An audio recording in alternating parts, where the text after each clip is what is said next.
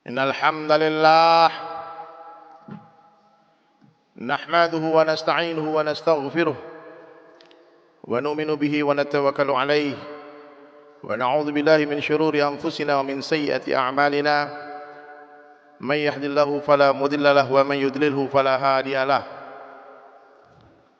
أشهد أن لا إله إلا الله وحده لا شريك له وأشهد أن محمدا عبده ورسوله لا نبي بعده اللهم صل على محمد وعلى آله وأصحابه أجمعين قال الله تعالى في القرآن الكريم أعوذ بالله من الشيطان الرجيم بسم الله الرحمن الرحيم يا أيها الذين آمنوا اتقوا الله حق تقاته ولا تموتن إلا وأنتم مسلمون وقال أيضا يا أيها الذين آمنوا اتقوا الله وقولوا قولا سديدا يصلح لكم أعمالكم ويغفر لكم ذنوبكم ومن يطع الله ورسوله فقد فاز فوزا عظيما وقال النبي صلى الله عليه وسلم في حديث قدسي عن أبي الدرداء رضي الله عنه يقول سمعت أبو القاسم صلى الله عليه وسلم يقول إن الله قال يا عيسى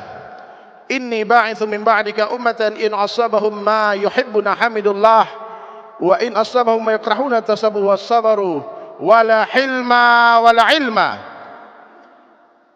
كيف يكون هذا لهم ولا حلم ولا علم يا رب قال الله تعالى أعطيهم من حلمي وعلمي أو كما قال رسول الله صلى الله عليه وسلم. Hadirin sidang jemaah Jumat yang dirahmati Allah Subhanahu wa taala. Allah Subhanahu wa taala telah meletakkan kebahagiaan, kesuksesan dan kemuliaan manusia hanya dalam ketakwaan saja. Siapa yang bertakwa dia pasti mulia, siapa yang tidak bertakwa dia pasti hina. Satu orang miskin tinggal di perkampungan, penyakitan, tak tampan, tak rupawan, tapi di hatinya ada Allah, di hatinya ada ketakwaan kepada Allah. Orang miskin ini adalah orang mulia dalam pandangan Allah.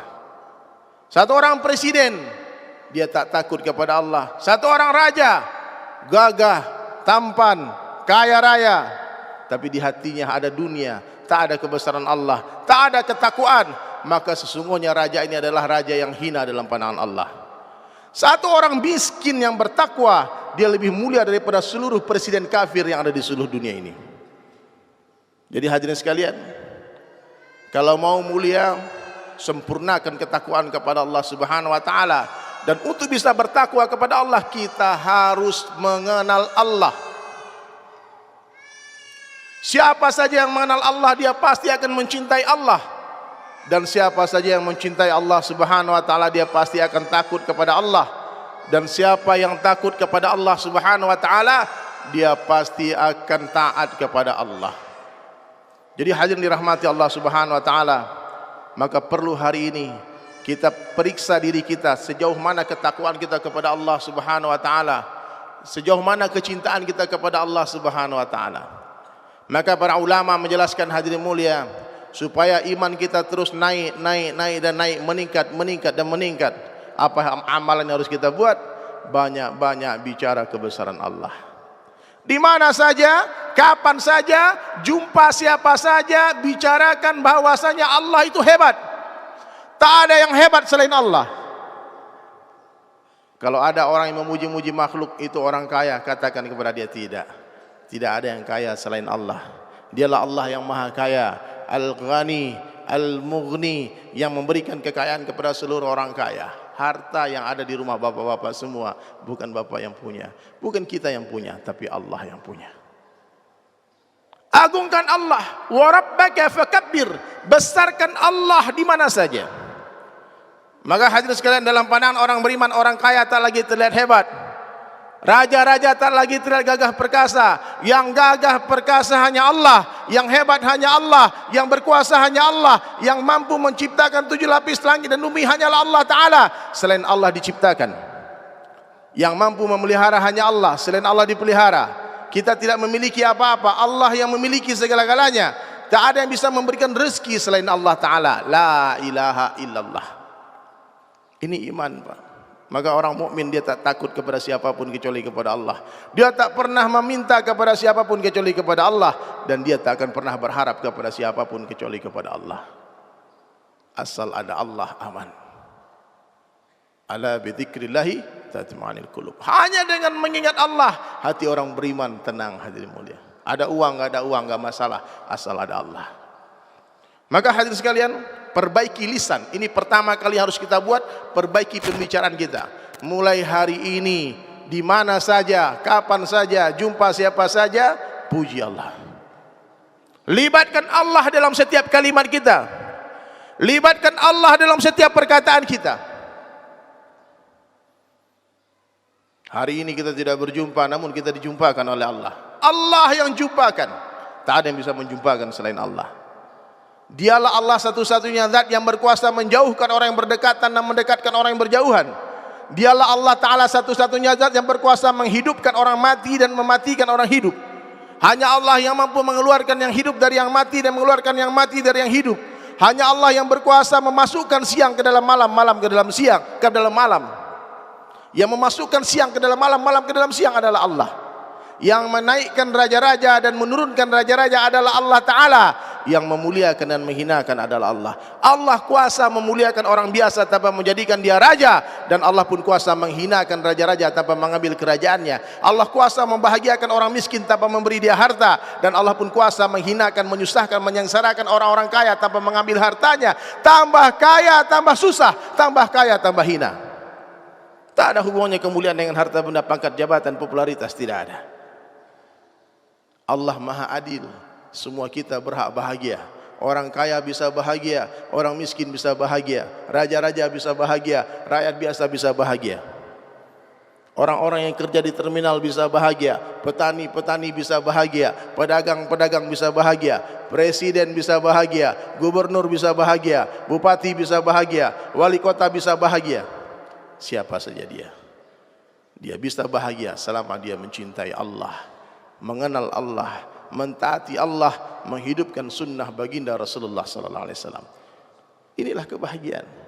Orang-orang beriman ini hebat, hadirin sekalian. Setiap detik dihibur oleh Allah dengan amalan-amalan sunnah. Kehidupan orang Islam, hadirin mulia, berbeda dengan orang kafir. Kita mesti berbeda. Pakaian kita mesti beda dengan pakaian mereka. Cara makan kita mesti berbeda dengan cara makan mereka. Cara hidup kita 24 jam mesti berbeda dengan cara hidupnya orang-orang tak mengenal Allah dan Rasulnya. Tapi hari ini kita lihat, susah kita membedakan mana yang muslim, mana yang kafir. Sama bentuknya, cara bicaranya sama, cara fikirnya sama, cita-citanya sama. Jadi hadirin sekalian, cita-cita orang mukmin satu saja, hadirin mulia, mendapatkan ridha Allah, masuk ke dalam syurga.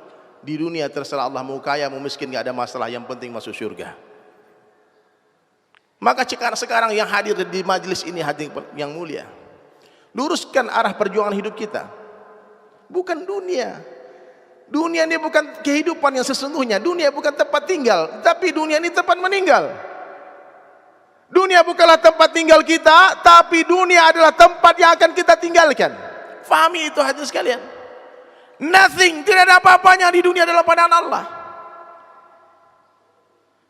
Sungguh bodoh orang yang menjadikan cita-citanya hanya dunia. Semua sementara di dunia ini, hadirin sekalian. Berkali-kali Nabi menceritakan hakikat dunia kepada kita. Kalau saja harga dunia dalam pandang Allah sama dengan sebelah sayap nyamuk, wallahi, kata Nabi sallallahu alaihi wasallam, orang kafir tak akan diberi minum walau seteguk air pun. Kalau kalian semua ingin tahu perbandingan dunia dengan akhirat, celupkan ujung jari telunjuk kalian ke samudra yang luas dan lihatlah satu tetes air yang ada di ujung jari kalian. Hadhihi dunia, itulah dunia. Hari ini orang berebut-rebut tetesan air, diabaikan samudra yang luas. Kita semua pejuang-pejuang, hadirin mulia. Sebagian pejuang dunia, sebagian pejuang akhirat. Silahkan luruskan para aktivis, pembela-pembela agama Allah. Maksud perjuangan kita bukan kerajaan dunia, tapi kerajaan akhirat. Tapi Allah ingin melihat di mana kita berpihak. Allah cuma mau lihat kamu berpihak di jalanku atau di jalan syaitan. Ada dua jalan di dunia hadirin sekalian.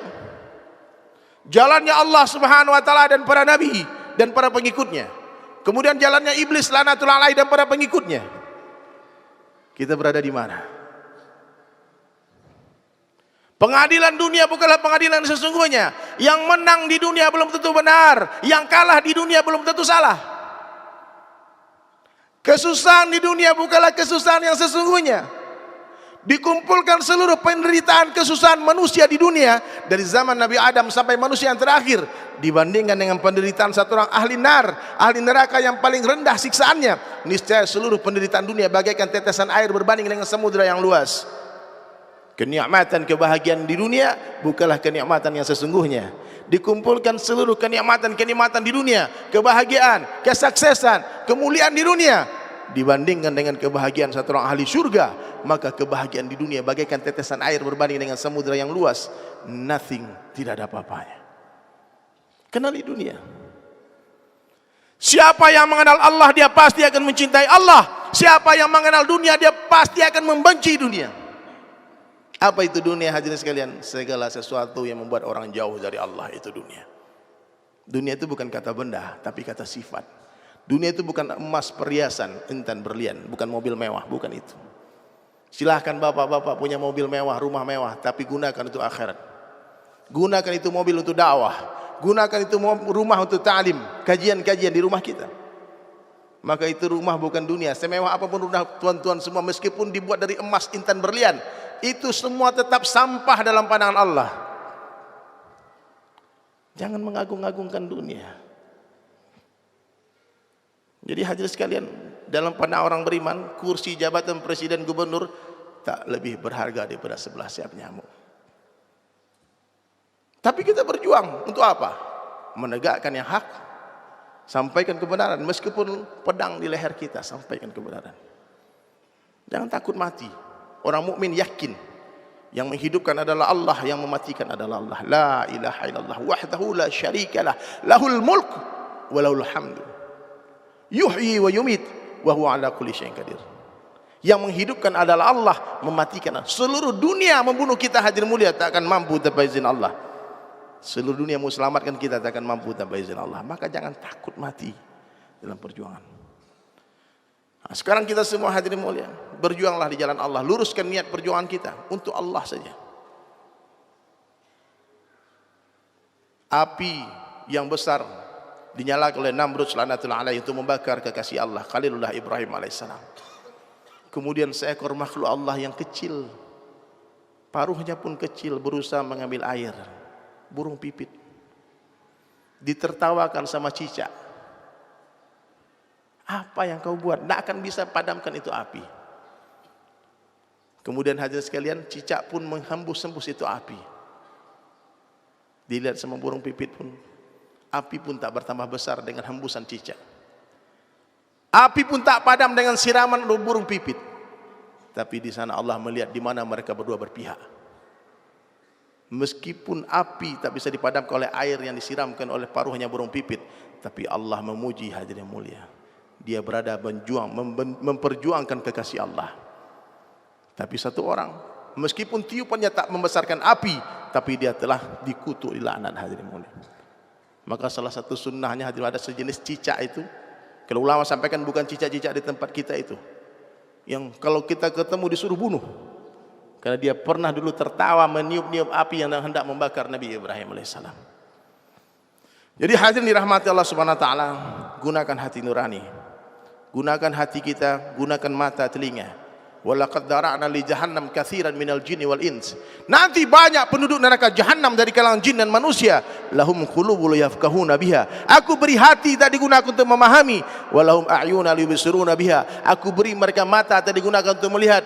Walahum adhanun yasma'una biha. Aku beri telinga tak digunakan untuk mendengar. Ulaika kal an'am. Mereka seperti hewan, mereka seperti binatang. Balhum adal. Bahkan mereka lebih hina dari binatang. Derajat manusia ini dua saja. Kalau dia taat kepada Allah dan Rasulnya, dia lebih mulia dari malaikat. Ketaatan malaikat wajar, dia tak punya syahwat. Tapi ketaatan seorang manusia pantas dibanggakan, karena manusia punya syahwat. Tapi kalau manusia ini tak taat kepada Allah, dia lebih hina dari binatang. Dua derajat manusia, yang satu lebih mulia dari malaikat, yang satu lebih hina dari binatang. Kenapa? Binatang tak punya akal, wajar dia tak taat kepada Allah. Tapi kita punya hati, punya telinga, punya mata, tapi tak digunakan untuk melihat kebesaran Allah. Maka hadirin dirahmati Allah Subhanahu wa taala, sudahlah,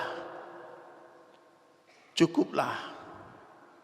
Bertahun-tahun kita mengejar-ngejar dunia, apa yang kita dapatkan? Lelah, kecewa. Berharap kepada makhluk, sumber kekecewaan terdahsyat. Semakin besar harapan, semakin besar kekecewaan yang akan menghantam kehidupan kita. Maka saya harapkan mulai hari ini kita semua bersepakat untuk berhijrah. Sudah 3 hari hadirin mulia saya hadir di acara Multaqa Ulama dan Da'i se-Asia Tenggara, dari Afrika, dari Eropa. Hari ini ditutup acaranya di Cempaka Putih. Subhanallah, berkumpul umat Islam sedunia dan kita semua bersepakat untuk bersatu dalam ukhuwah. Wa'tasimu bihablillahi jami'au wa la tafarraqu. Jangan berpecah belah. Perbedaan-perbedaan dalam masalah ikhtilaf, masalah furu'iyah hadirin mulia, jangan dianggap itu usul.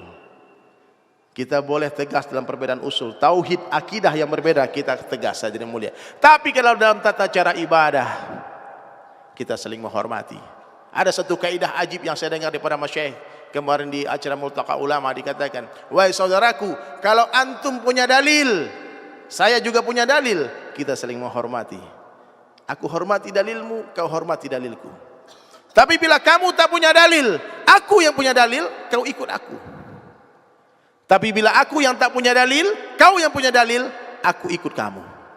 Tapi kalau kita dua-dua tak punya dalil, mari kita sama-sama cari dalilnya. Kita beribadah, kita belajar. Begini adabnya hadirin mulia.